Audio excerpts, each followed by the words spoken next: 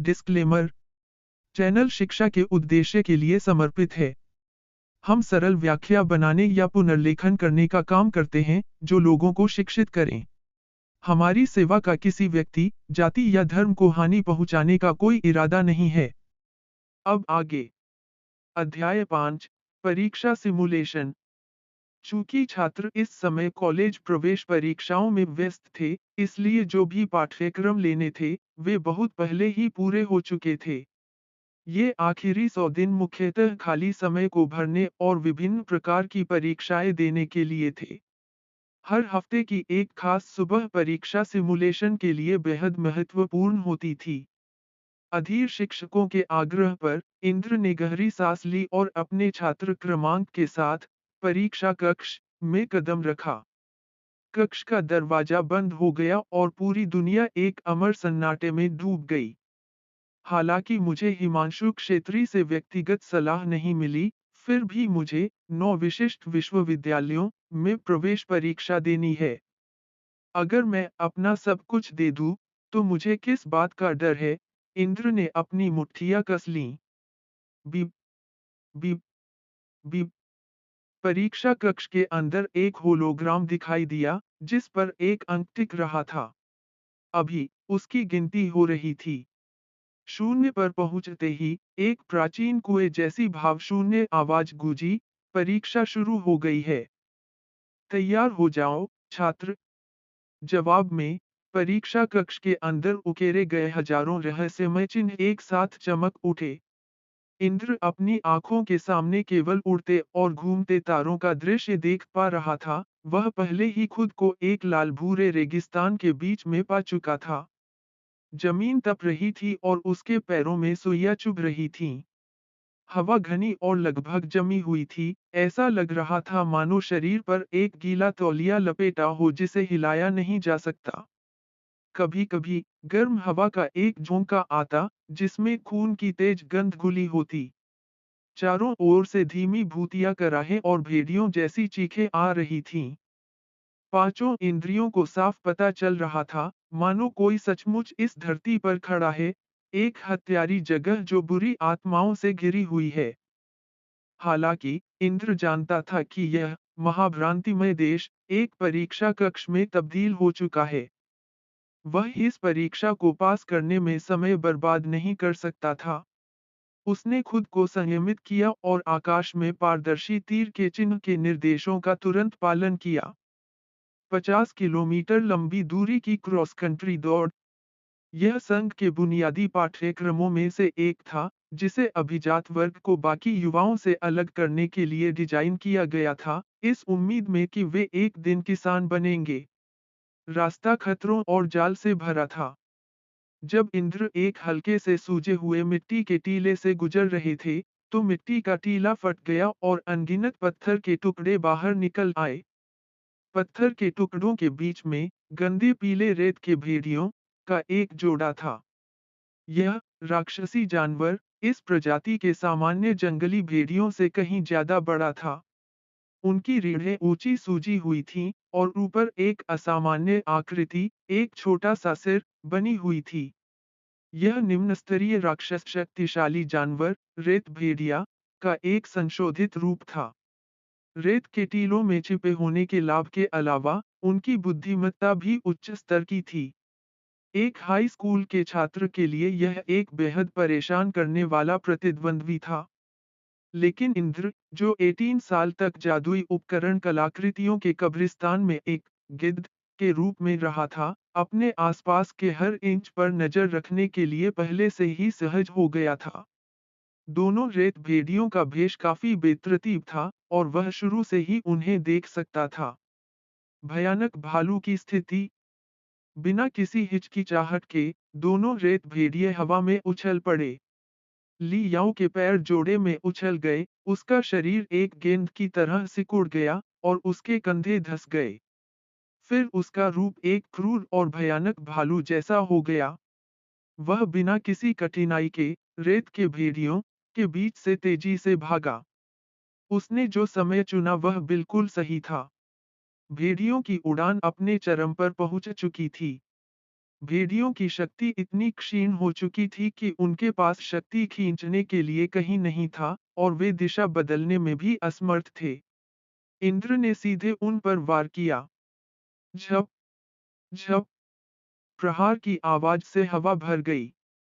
रेत के भेड़ियों का जोड़ा भयानक रूप से चालाक था, लेकिन उनके शरीर नाजुक थे, मूल रूप से उन्हें बेखबर दुश्मनों पर हमला करने के लिए डिजाइन किया गया था, न कि अपने विरोधियों से सीधे लड़ने के लिए।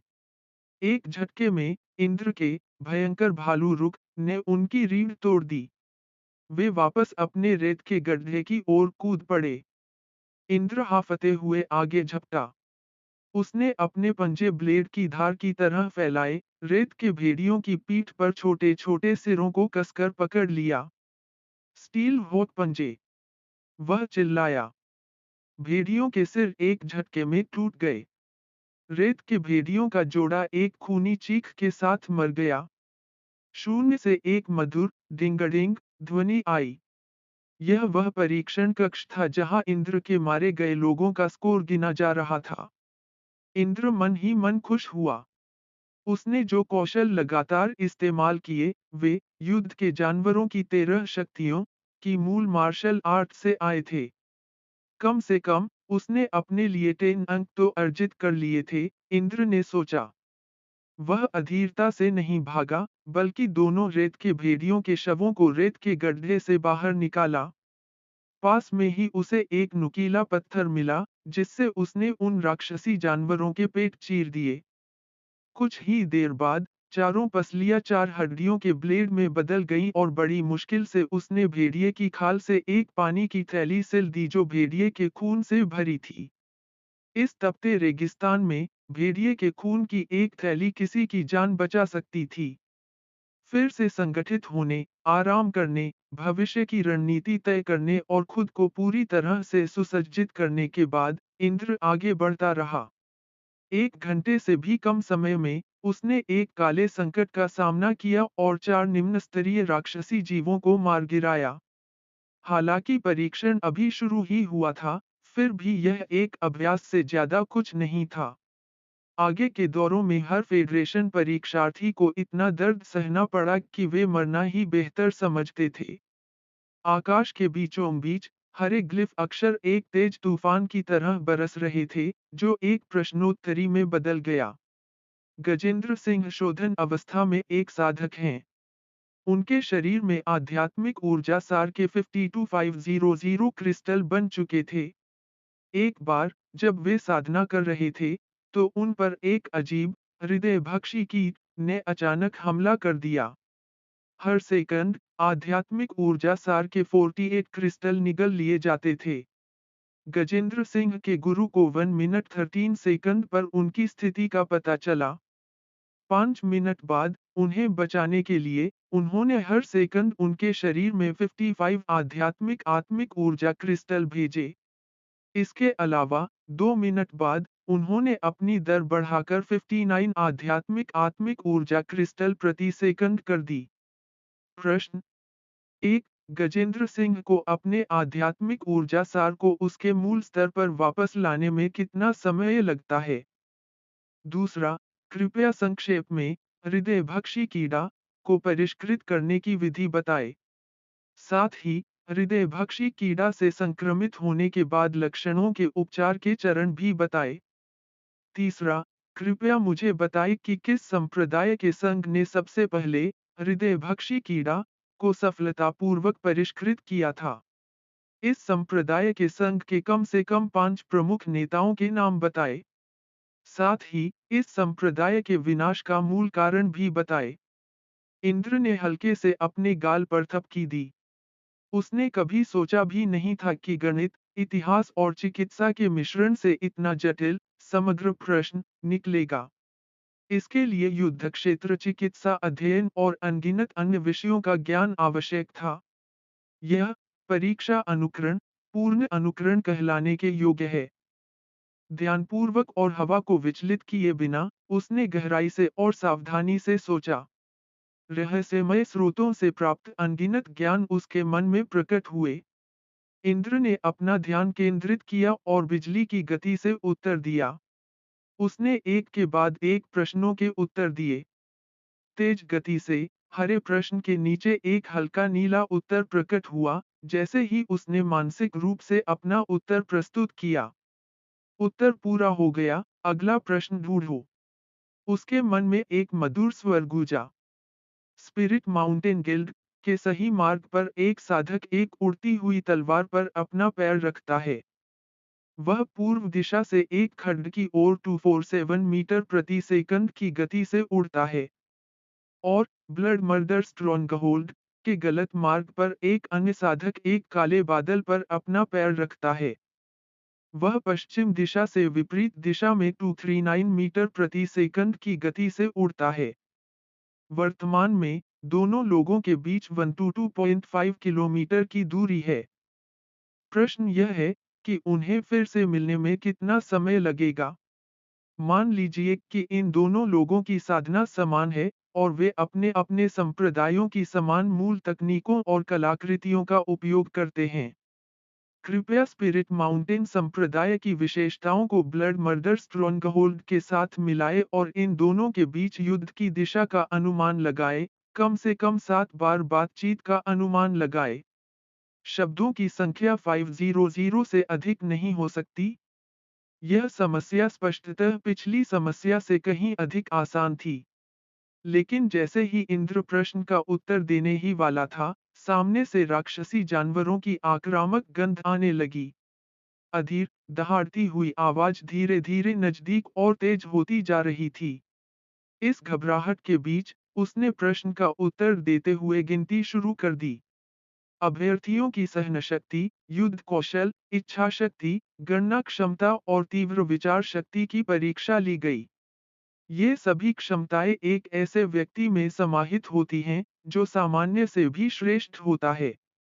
साधना पथ पर कदम रखकर ही संघ की विश्वविद्यालय प्रवेश परीक्षा में अपनी विशिष्ट पहचान बनाना संभव हो सकता था। इंद्र ने 2 भयानक सफेद हड्डी के चाकू निकाले, उनके हाथ क्रॉस की स्थिति में थे और वह राक्षसी जानवरों से लड़ने के लिए तैयार थे। उन्होंने अपने होंठ चाटे और अपने सामने मौजूद अनगिनत जानवरों का स्वागत किया, फिर भी उनके दिमाग में विचार लगातार उबल रहे थे, तेजी से गिनती कर रहे थे। विशाल परिसर में पूर्ण सन्नाटा था। प्रत्येक कक्षा में 90 परीक्षा कक्ष इकाइयां थीं। महाभ्रांति भूमि में हर तृतीय वर्ष का छात्र उन्मत्त होकर राक्षसी जानवरों से बचने और परीक्षा के प्रश्नों को हल करने के लिए संघर्ष कर रहा था। यह वास्तव में बहुत कठिन था। परीक्षार्थी को दिखाई न देते हुए महाभ्रांति भूमि में 4 घंटे से ज्यादा समय बीत चुका था। परीक्षा समाप्त होने वाली थी। इंद्र का पूरा शरीर विभिन्न आकृतियों के 70-80 घावों से ढका हुआ था। कई हिस्सों में खून सूख गया था। उससे भी ज्यादा चिंताजनक उसका पेट था, जिसे एक राक्षसी शैतान के दांतों ने छेद दिया था। वह उसे निकालने की हिम्मत नहीं कर पा रहा था। उसके हाथों में हड्डी के ब्लेड लगभग लाठी में बदल गए थे। केवल उसकी चमकदार, क्रिस्टल जैसी चाँद जैसी आंखें अविचलित थीं। उन्होंने अपनी स्पष्टता बनाए रखी, एकाग्रता और साहस की चमक बिखेर रही थीं। यह आखिरी समस्या होनी चाहिए, इंद्र ने सोचा। इस समय आकाश में 8 आकार के रून चिन्हों की चमक दिखाई दी, जो सुनहरी रोशनी की किरणों से झिलमिला रही थी। इंद्र ने प्रयोगों में अपने प्रचुर अनुभव के आधार पर एक निर्णय दिया। यह 100 अंकों की अंतिम समस्या थी। सारांश प्रश्न। जैसा कि अपेक्षित था, प्रश्न लंबा नहीं था, लेकिन हर शब्द सर्वोपरि था। महा अंधकार युग का सारांश बताइए। समाप्त। दोस्तों, कृपया मुझे बताएं कि कहानी कितनी अच्छी चल रही है। हर एपिसोड की सबमिशन में बहुत मेहनत लगती है। आपकी प्रतिक्रियाएं मुझे अगले अध्याय जल्द अपडेट करने में प्रेरित रखेंगी। कृपया अपनी कीमती टिप्पणियों के साथ जुड़े रहें।